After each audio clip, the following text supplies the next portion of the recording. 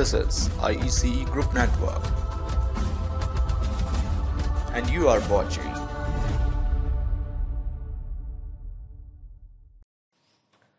Welcome to Saurav Mishra Notes. You are watching The C Sharp Show, where we talk about programming tips and tricks.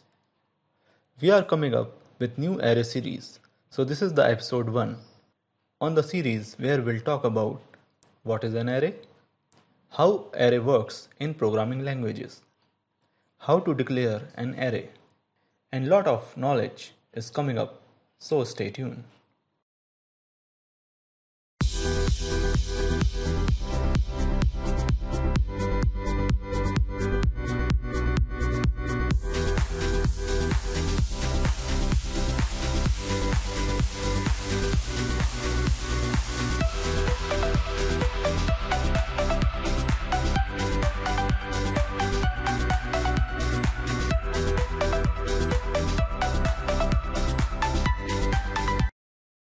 Array is a simple data structure for storing lots of similar items.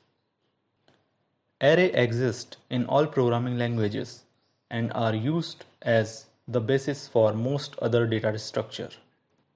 An array is collection of group of items. The items could be same set of strings, integer, employees, books, CDs, etc. The items are stored in memory locations because they are stored together. If you see in front of us, we have list of group of employees who are working in computer science department. We have name section and index section. Array index always starts with 0, which is called lower bound, and ends with -1. Means here we have 6 employees into the container and it starts with 0 and end with 5. So here 5 is the upper bound. So we have to remember this. In an array, we can add more employees into this container. So you can see index is also increased. You can remove this index. So once you remove index, employee data also removes. You can sort the data. You can search the data. Now the question comes, how we can create an array? So let's jump into the code. In C#, the allocation of memory for the arrays is done dynamically. So you can see we have this console application where I am going to show you how you can create and declare the array. If you see the array syntax, which is data type big bracket and name of the variable. If you see, we created here one integer based array. So as %x int is the data type and then big bracket and number is the name of the variable. Here are some more examples here how you can create array for different data types.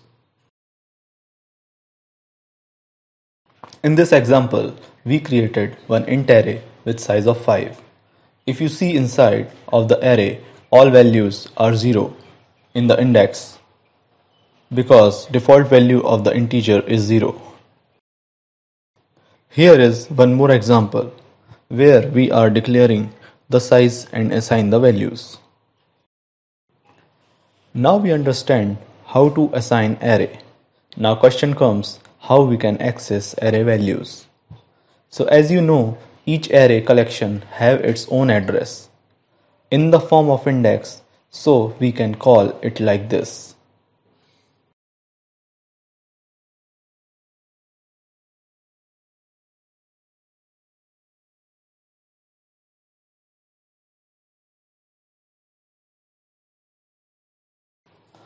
Now we'll see how we can access array values through loops. So if you see this particular example, here we have numbers as array variable and here we have 5 values into this particular container.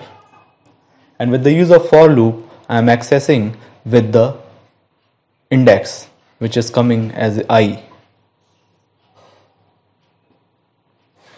Sometimes in array, we have to use aggregated methods like sum, max, min and average. Now in upcoming example, we'll see how we can use it. So you can see here we are getting values of min, max, number, average of array and sum of array. So you saw how array is useful for our daily development programming activities. For more videos, subscribe Saurabh Mishra Notes. We'll meet in next episode.